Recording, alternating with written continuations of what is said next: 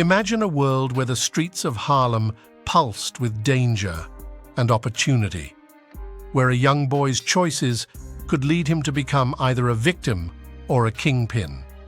Welcome to the story of Leroy "Nicky" Barnes, the man who would earn the title Mr. Untouchable in the treacherous realm of organized crime. Born on October 15, 1933, in the heart of Harlem, New York, Barnes entered a world far from fairy tales. His childhood home was a battleground, with an alcoholic father waging war against financial stability and familial peace. As young Leroy watched his mother endure abuse and his family struggle under the weight of his father's vices, he made a fateful decision that would alter the course of his life forever. At the tender age of 9, Barnes took his first step into the criminal underworld. As a shoeshine boy, he saw an opportunity in a drunk customer's bulging wallet and seized it without hesitation. This impulsive act of theft, resulting in his first arrest, was just the beginning of a journey that would see him rise from a street urchin to one of New York City's most formidable drug lords. But how did a boy from a troubled home transform into the infamous Mr. Untouchable? Harlem, in Leroy Barnes' memories, seemed like a paradise, but the reality was starkly different. The neighborhood was rife with youth gangs, and Leroy found himself joining one of them. These gangs frequently clashed, often using homemade firearms. Leroy managed to acquire a gun, but its first use came not against a rival gang, but in a moment of family turmoil. One day, as Leroy returned home, he witnessed a heated argument between his parents.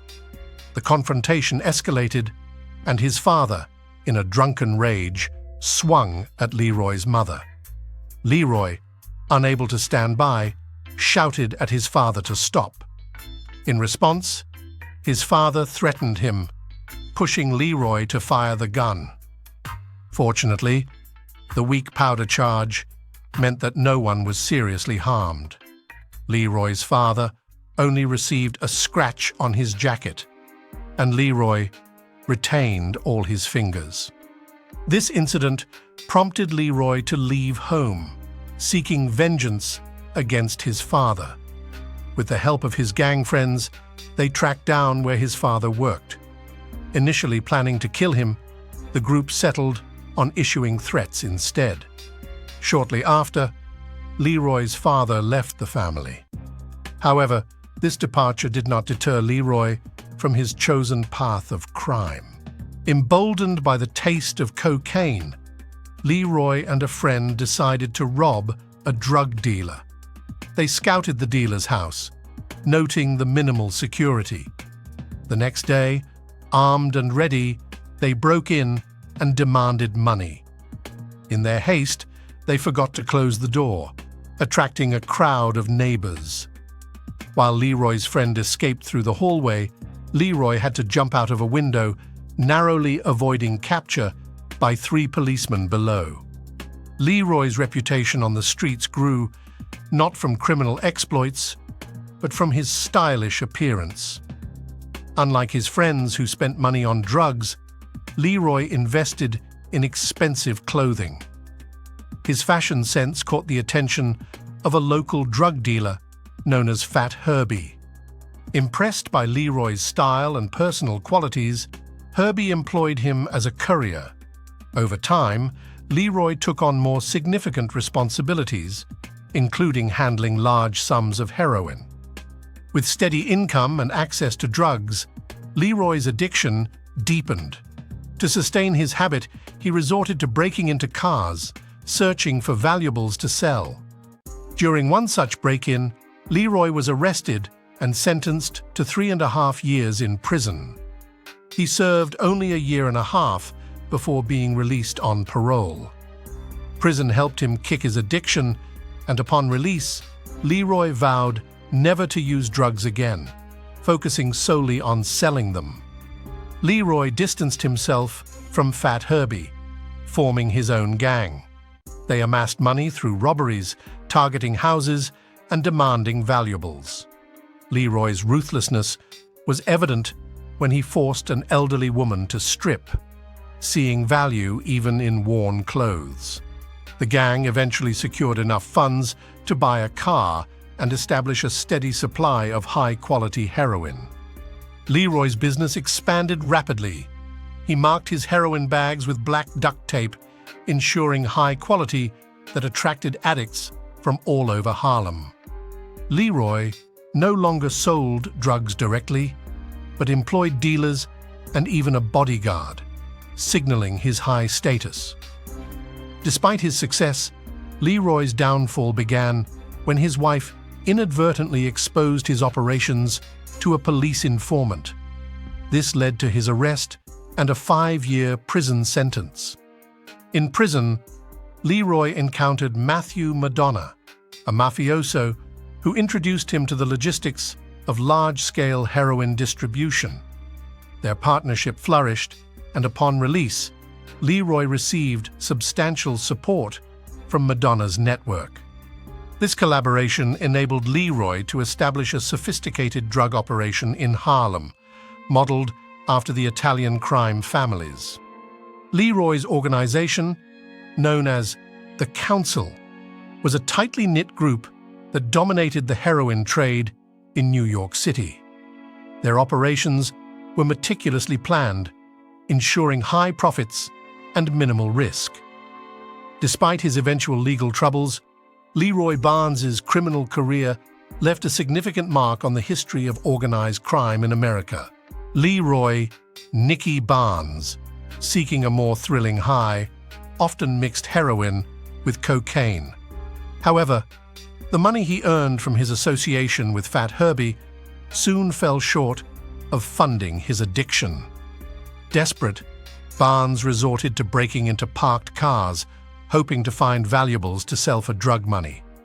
During one such break-in, he was arrested and sentenced to 3.5 years in prison, though he served only 1.5 years before being released on parole. His time in prison helped him overcome his addiction, and upon release, he vowed never to use drugs again, focusing solely on selling them. Deciding to part ways with Fat Herbie, Barnes formed his own gang with friends. To fund their first substantial drug purchase, they carried out home invasions, threatening residents and demanding valuables. In one incident, Barnes even forced an elderly woman to strip, recognizing the resale value of her expensive clothes. Gradually, the gang accumulated enough money to buy a car and secure a reliable supplier of high-quality heroin. Barnes preferred to sell heroin at night. Each morning, he would divide the heroin into portions, placing them in several bags and hiding these in secluded spots near meeting points for his dealers. To minimize risk, he kept the heroin at his home for as little time as possible. The business grew rapidly thanks to Barnes's understanding of other addicts' needs. He marked his heroin bags with black duct tape, signaling high quality, which attracted buyers from all over Harlem. Transitioning from direct sales, Barnes enlisted dealers to distribute the heroin and even hired a bodyguard, though the bodyguard mainly served as a status symbol. Despite his success, Barnes's downfall began when his wife inadvertently revealed his operations to a police informant. This led to his arrest and a 5-year prison sentence. Leroy Nicky Barnes, despite his wealth and strong bodyguards, found himself vulnerable due to a betrayal from within his own home. His wife, Nita, unknowingly set the stage for his downfall. During a reunion with a childhood friend, Nita was asked whether her husband, Nicky Barnes, could provide some drugs. Nita, aware of her husband's activities, casually confirmed. Unfortunately, Nita's friend was a police informant. A few days after this conversation, the police raided Barnes's apartment. Although they did not find any drugs, the large amounts of cash and drug packaging tools were sufficient to charge him. Barnes was subsequently sentenced to 5 years in prison at the Green Haven Correctional Facility.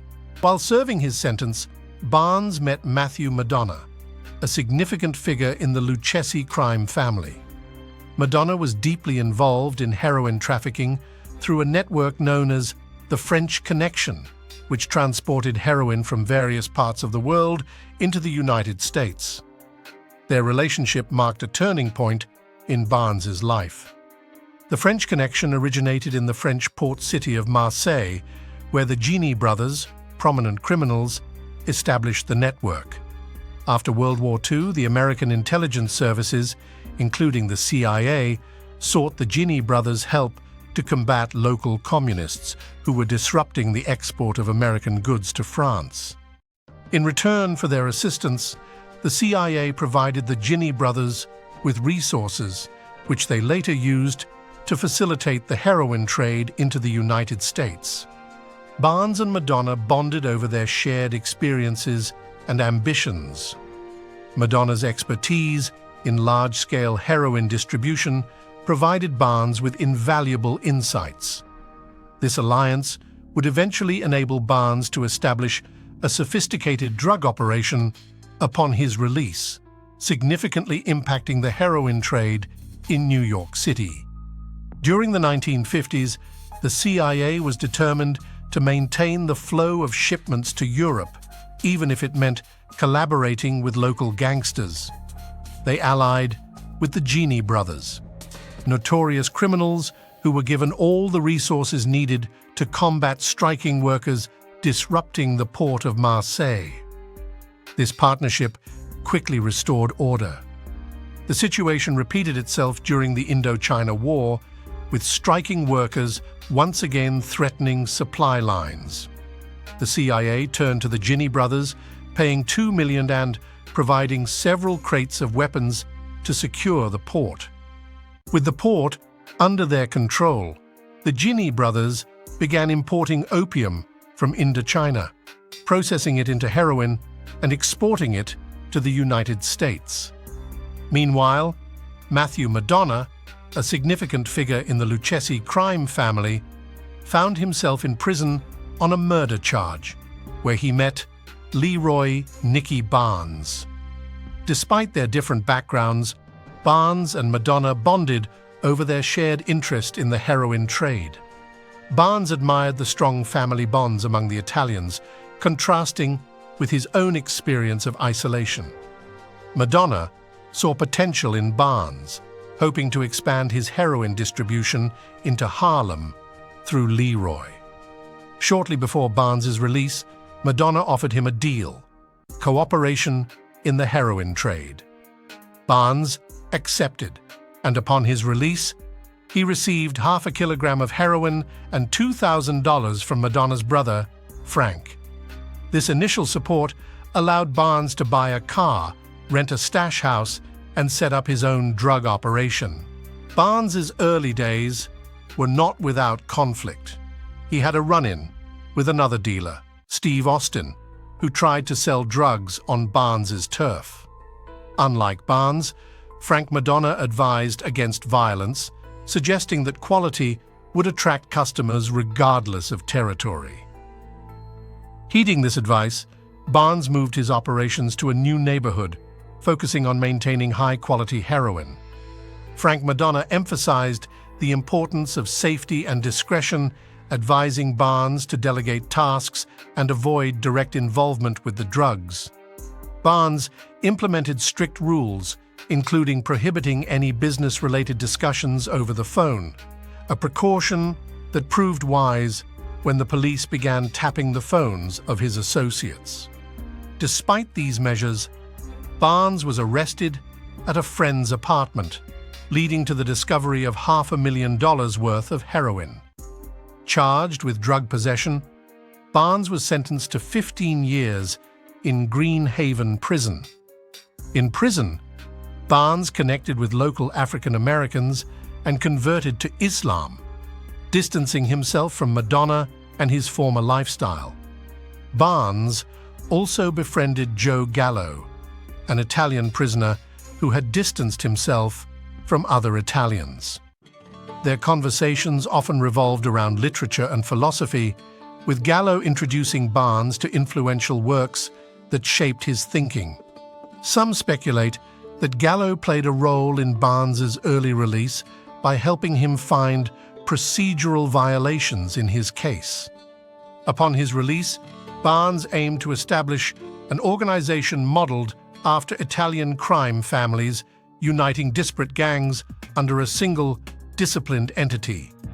Known as the Council, this group quickly dominated New York City's heroin trade, with each member overseeing a specific territory and network of dealers. The Council's meticulous planning and quality products ensured high profits and a lasting impact on the drug trade. Frank Madonna offered Leroy Barnes cooperation upon his release from prison, seeing potential in him. Frank provided Leroy with 0.5 kilogram of heroin and $2,000, enabling him to buy a car and rent a secluded stash house. Frank continued to mentor Leroy, giving him valuable advice. A pivotal moment occurred when Leroy had a confrontation with another black drug dealer, Steve Austin, who attempted to sell drugs on Leroy's turf. Leroy was ready to resort to violence, but Frank intervened, advising him against it. Frank emphasized that customers cared more about the quality of the product than who controlled the territory. He saw Leroy as a long-term investment and advised him to relocate his operations rather than engage in a turf war. Frank reassured Leroy that if his product was good, buyers would always find him. Frank also focused on Leroy's safety, advising him to stay as far away from the drugs as possible and to delegate tasks to his employees. Leroy took this advice to heart, ensuring he remained in the shadows and coordinated operations without direct involvement. He also strictly prohibited any business-related discussions over the phone, suspecting that the phones of his associates could be tapped by the police. Leroy Nicky Barnes was under constant surveillance, and on January 29, 1965, his associate Reggie's tapped phone led to Barnes's arrest at Reggie's apartment. Following the arrest, police searched a location where heroin was being packaged and seized $500,000 worth of the drug. This arrest was the result of a prolonged investigation by the Bronx District Attorney's Office and the Federal Bureau of Narcotics. After being released on bail, Barnes and his attorney attempted to contest the legality of the wiretap and the arrest itself, but their efforts were futile. Consequently, a jury found Barnes guilty of drug possession, sentencing him to 15 years in Greenhaven Prison, a facility he had left only 3 years prior. While incarcerated, Barnes befriended local African Americans and converted to Islam, immersing himself in African history. At that time, a popular belief held that much of the world's cultural heritage, including Western culture, originated in Africa and was later appropriated by whites. Barnes became an ardent supporter of the Nation of Islam, a political and religious movement founded by African Americans in the 1930s. During his imprisonment, Barnes vowed never to use drugs again and abstained from consuming pork. He also distanced himself from his former associate, Matthew Madonna. While Madonna continued serving his time, he found Leroy's newfound hobbies amusing. Despite occasional tensions between Italians and African Americans in Greenhaven Prison, these never escalated into open conflict. Both groups preferred to ignore each other. However, one Italian prisoner Joe Gallo, broke this mold. Gallo, unable to connect with fellow Italians, formed a close bond with the black inmates and often defended them against the prison's dominating factions. Joe Gallo, a notable figure with a rebellious history in the Cosa Nostra, became friends with Barnes. There were rumors that Gallo might even consider becoming a heroin supplier for Barnes, but these remained unverified. Barnes fondly recalled their conversations, which often revolved around literature. Gallo was an avid reader, particularly of French existentialists like Sartre. It was through Gallo that Barnes discovered the works of Niccolò Machiavelli, which he would later quote frequently. According to some accounts, Gallo played a crucial role in Barnes's early release from prison by guiding him to procedural errors in his case. However, Barnes's own version suggests that he stumbled upon this information independently while reading criminal law journals in the prison library. He came across the case of Katz v. United States, where the Supreme Court ruled that wiretaps without a warrant violated the Fourth Amendment, which protects against unreasonable searches and seizures. Using this precedent, Barnes's lawyer successfully argued for his release, and Barnes was freed after serving less than 4 years of his 15-year sentence. Once out of prison, Barnes sought to create an organized crime syndicate modeled after the Italian families. He envisioned a unified entity that would replace the fragmented gangs of Harlem. This new organization, known as the Council, comprised 7 members, including Barnes, Joseph Hayden, Wallace Rice, Thomas Foreman, Ismail Mohammed, Frank James, and Guy Fisher. Many of these leaders were former addicts who had managed to rise from their struggles. The council bought heroin from the Italians and efficiently managed its distribution. Barnes's strategy included buying heroin on credit, processing it in rented apartments, and packaging it into thousands of portions.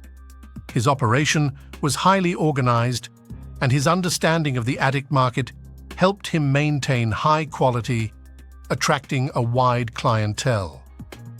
Despite his eventual downfall, Leroy Nicky Barnes left a lasting impact on the drug trade in New York City.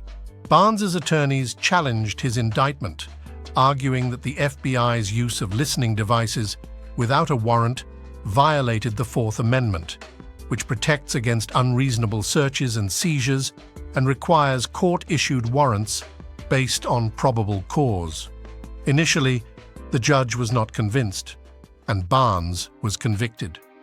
However, his defense team successfully appealed the conviction by citing the Supreme Court case Katz v.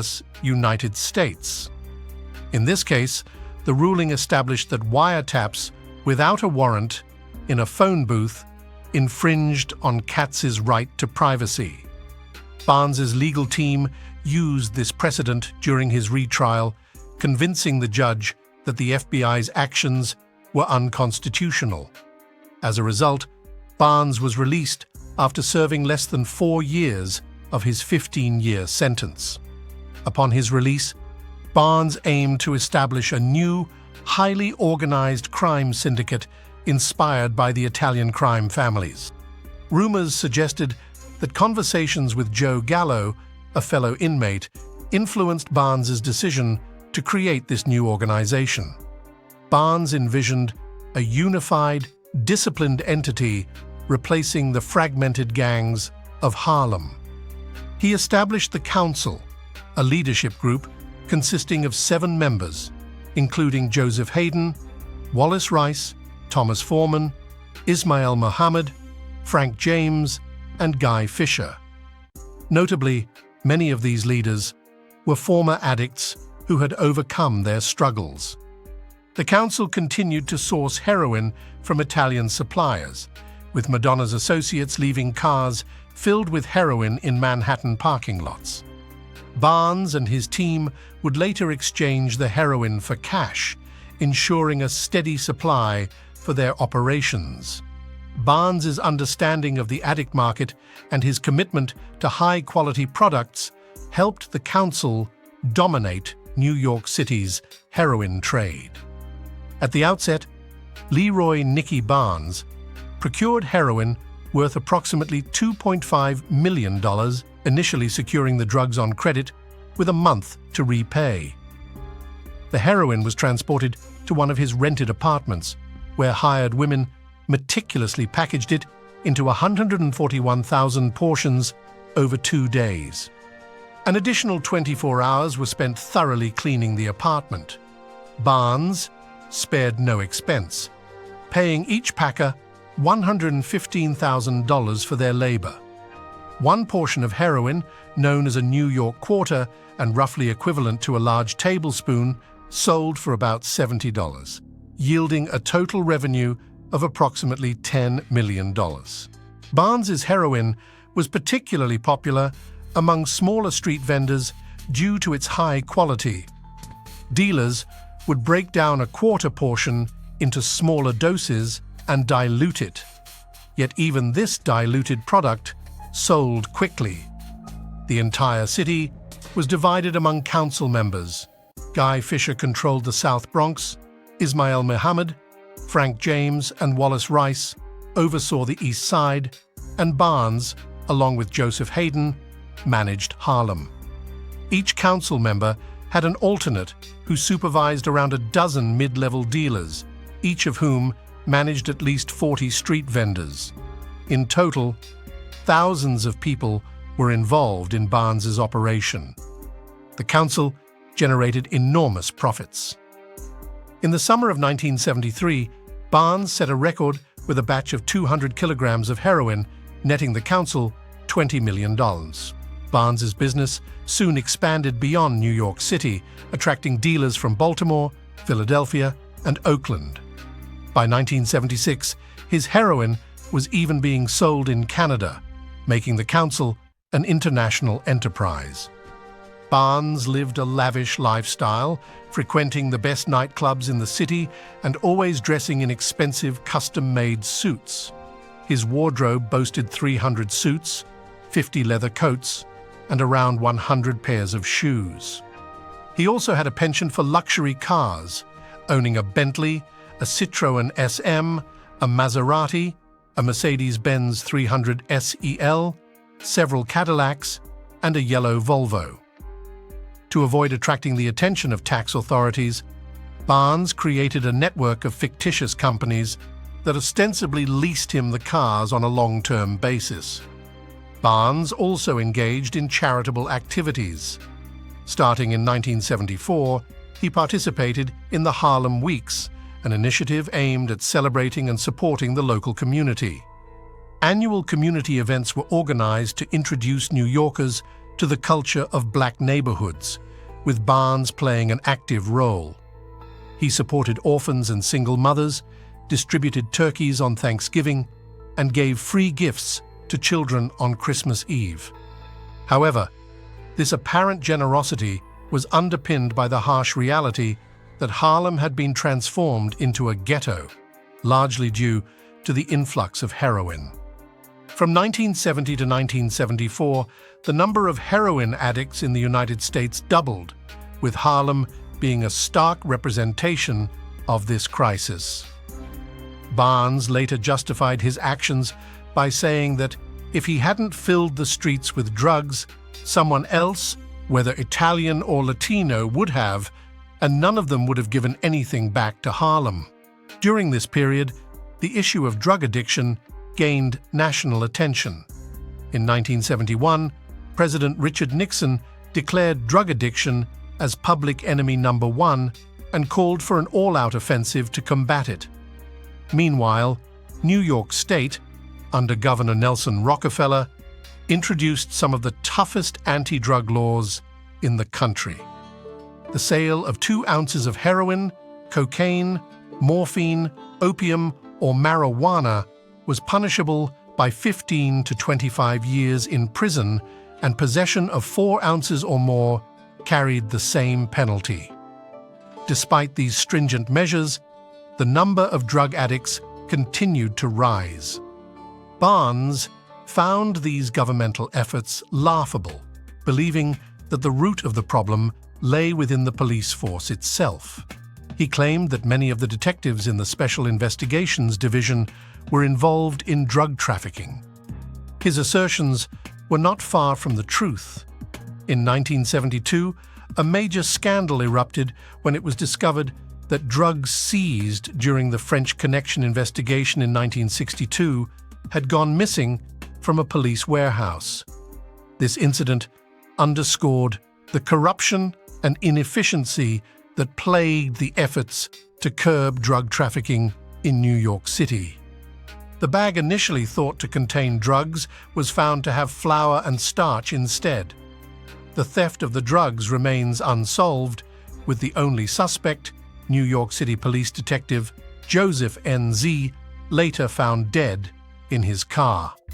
Officially deemed a suicide, rumors quickly spread that N.Z. had been murdered. In response to public outcry, the state governor tightened existing laws, mandating life imprisonment without parole for any dealer caught red-handed. This harsh measure was criticized by many, including New York Mayor John Lindsay, who called it vindictive. Residents, especially those in Harlem, saw it as a conspiracy against vulnerable individuals.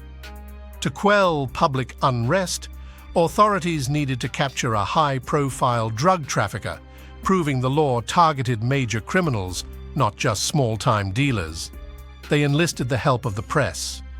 Shortly after the Rockefeller Act was passed on January 8, 1973, The New Yorker published an article titled "Untouchables: 11 Top Names in the City's Drug Trade," featuring Leroy Nicky Barnes. Barnes later remarked that while most people paid to have their photos in the paper, he was published for free. Other journalists followed suit, sensationalizing Barnes's activities. Headlines claimed Barnes led a black mafia, and some falsely linked him to the Symbionese Liberation Army, a notorious left-wing terrorist group. Despite these fabrications, Barnes believed his photogenic appearance fueled the media's interest. He noted that newspapers aimed to boost sales by featuring captivating photos, and his image in a luxurious suit was more appealing than that of less photogenic dealers like Jose Rosa, a major figure in Harlem's Hispanic drug scene. The Rockefeller Act took effect on September 1, 1973. To mark the occasion, the New York Police Department planned a surprise for Barnes. On August 29th, as Barnes returned to New York from a meeting with his lawyer in Detroit, he was met with unexpected developments. Barnes had planned to meet his wife, but she wasn't home. Alarmed, he called her and found out that the electricity was out in the area and the elevator in their building wasn't working. His wife, holding their one-year-old child, was unwilling to navigate the dark stairs. Barnes reassured her, saying, "Stay calm, honey. I'll take a cab and see you soon." Upon arriving home, Barnes comforted his wife before heading out on business. When he returned the next day, he was met by 15 police officers at the entrance to his 13th floor apartment. The officers handcuffed him and proceeded to search his apartment. Instead of finding a large drug lab, they discovered Barnes's frightened wife nursing their daughter. The police searched the apartment, but found only $50,000 in cash and a few firearms. Barnes grew anxious when an officer emerged from his bedroom carrying a leather travel bag. Expecting the bag to contain pre-prepared drugs, Barnes was surprised to see only documents and dirty clothes inside.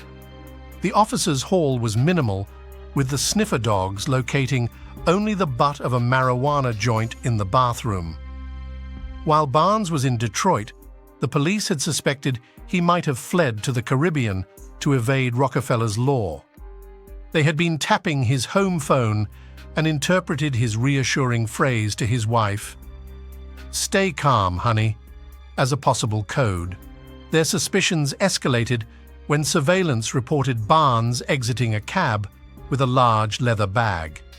After questioning the cab driver, who mentioned picking Barnes up near the airport, the police were convinced they were onto something. During that era, airport security was lax, and couriers often transported drugs in hand luggage.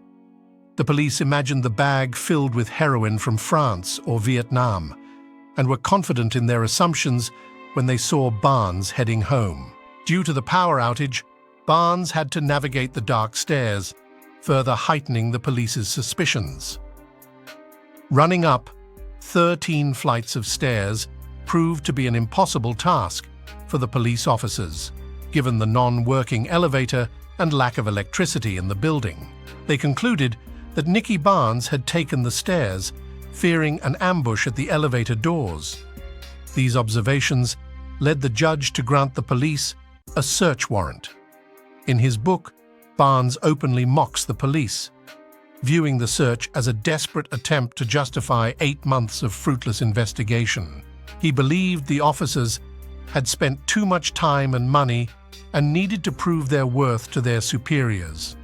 Barnes recounted that he was constantly under surveillance, with agents tracking his movements, tapping his phone, and parking outside his home 24/7.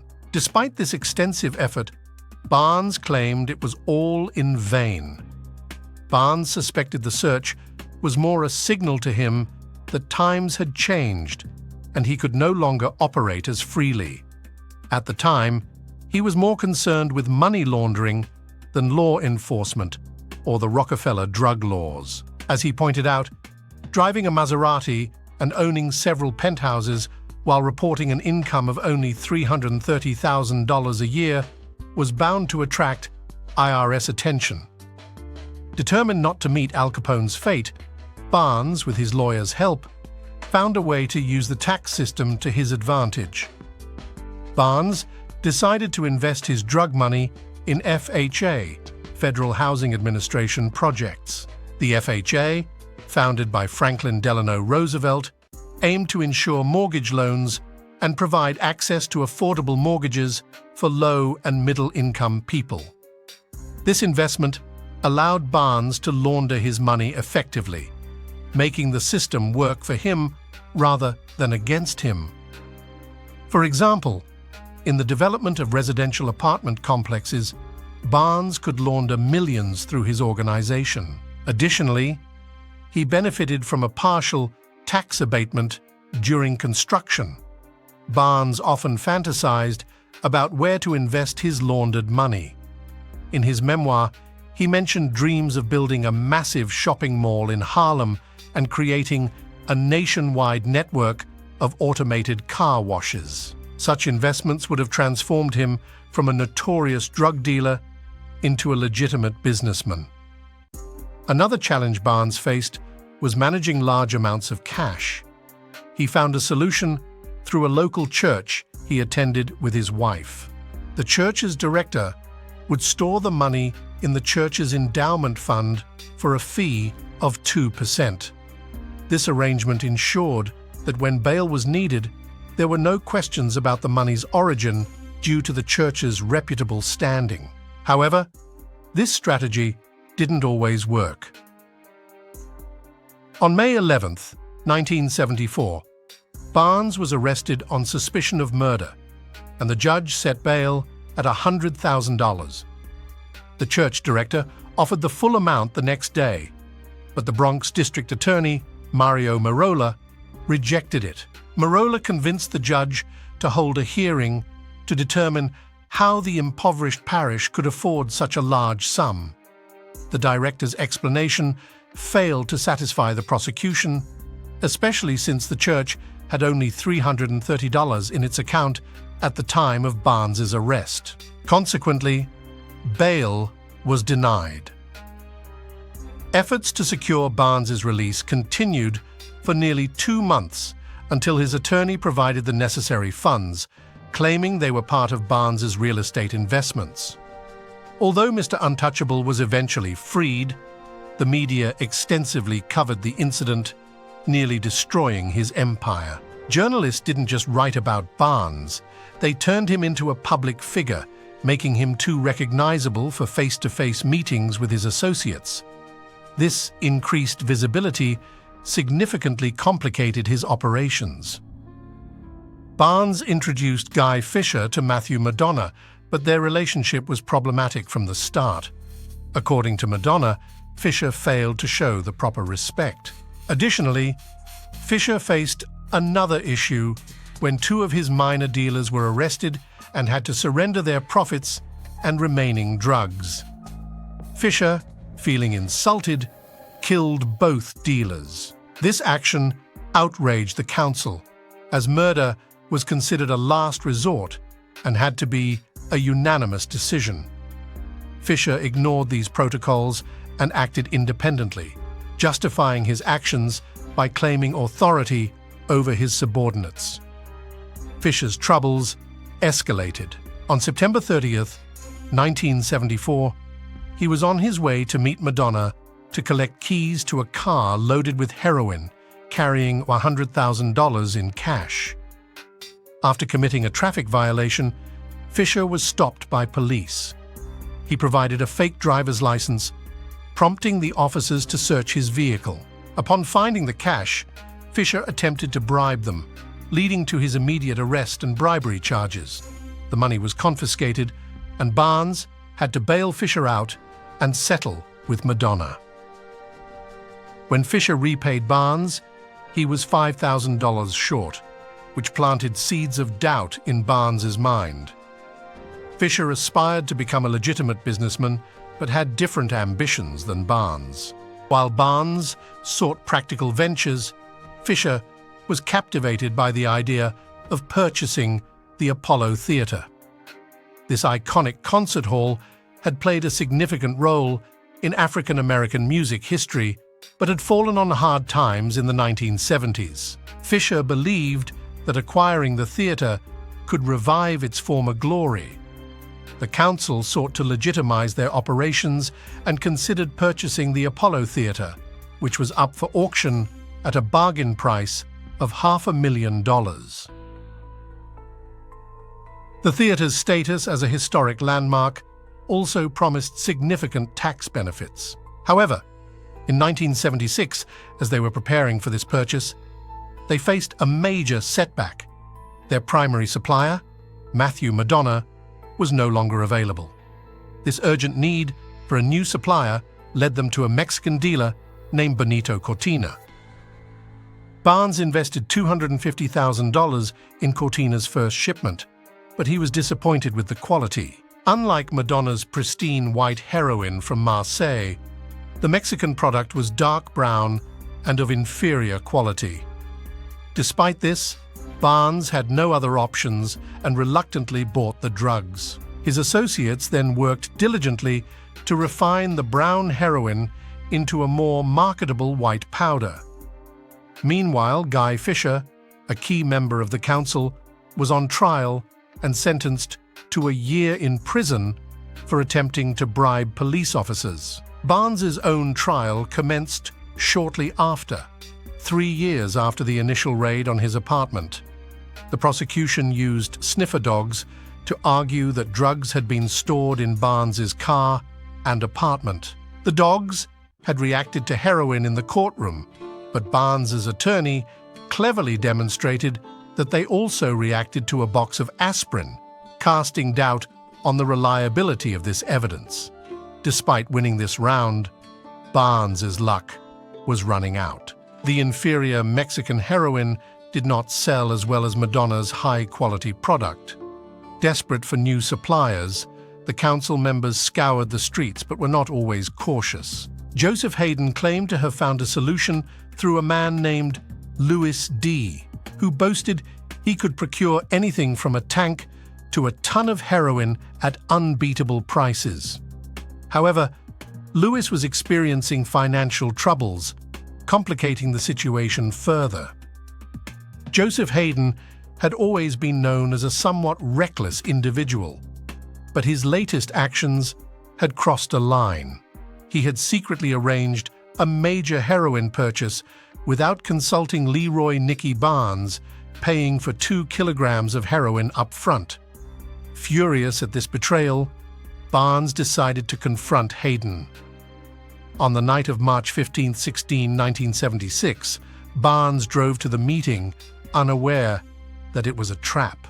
Both he and several other members of the council, including Guy Fisher and Hayden himself, were arrested.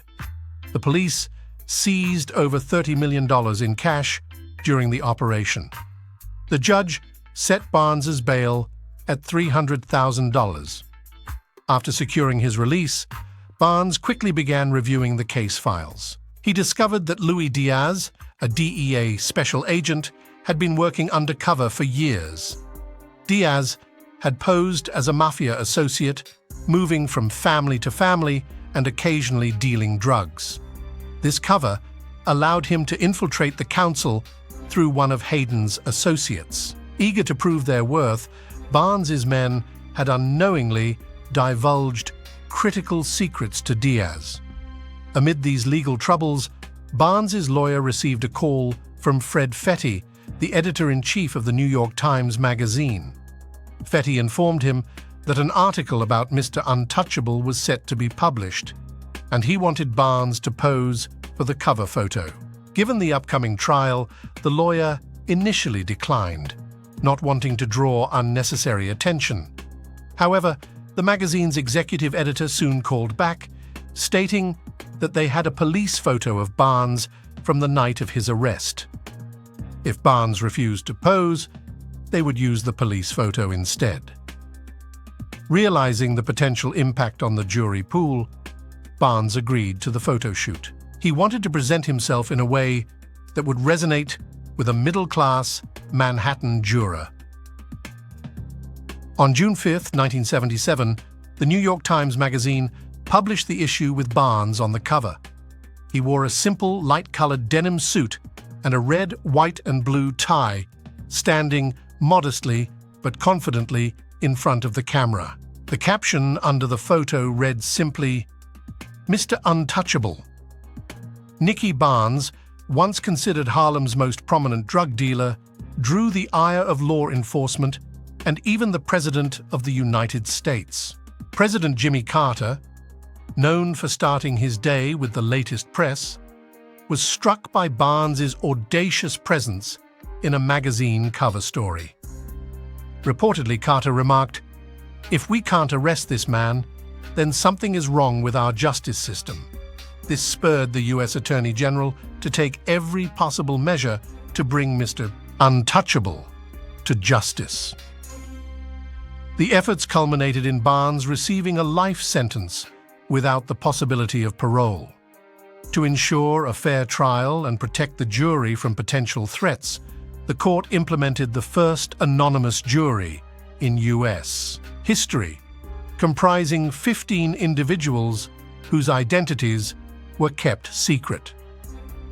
Initially, Barnes received positive updates from his associates, collectively known as the Council.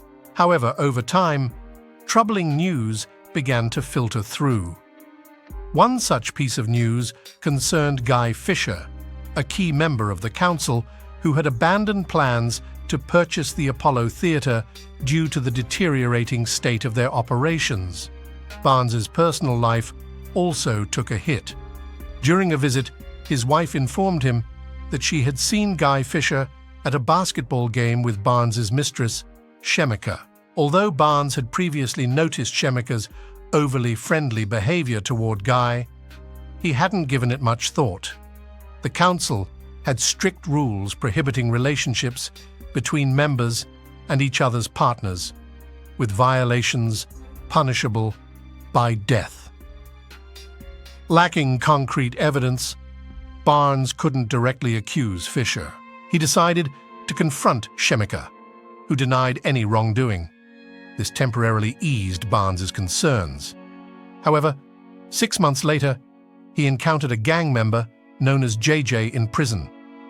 JJ hinted at further complications, suggesting that Barnes's suspicions might not have been entirely unfounded. Guy never visited him once. JJ also shared a story about their comrade Bob, who was out on parole. The council was supposed to pay Bob $500 for every week he spent in prison. However, when Bob demanded the money owed to him, Fisher refused. Bob's troubles didn't end there. While he was in prison, his girlfriend became Fisher's mistress. Through a small bribe, Barnes managed to use the phone in the break room. After contacting several subordinates, Nicky learned the true state of affairs. Many of the heroin suppliers had refused to cooperate with the council because Guy Fisher didn't pay them on time. The product from the remaining suppliers was of poorer quality, making it difficult for small dealers to sell. This news shocked Barnes, who had invested significant effort into establishing a sterling reputation for his product. His successors had ruined it. The council had even stopped paying Nicky's lawyers. Barnes' doubts were confirmed a month later when he received a large envelope containing photos of Schmeeka and Guy together at dinner and a basketball game, with one picture showing Guy kissing Schmeeka.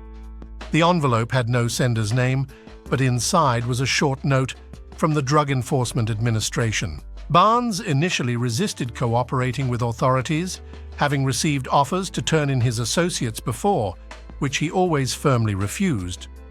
However, realizing he would not receive help from the council, he changed his mind. Driven by a desire for revenge, Barnes decided to expose his former comrades. As one journalist noted, Mr. Untouchable had become Mr. Tell-All. To ensure Guy Fisher and others ended up behind bars, Barnes was willing to reveal all the murders committed by the council.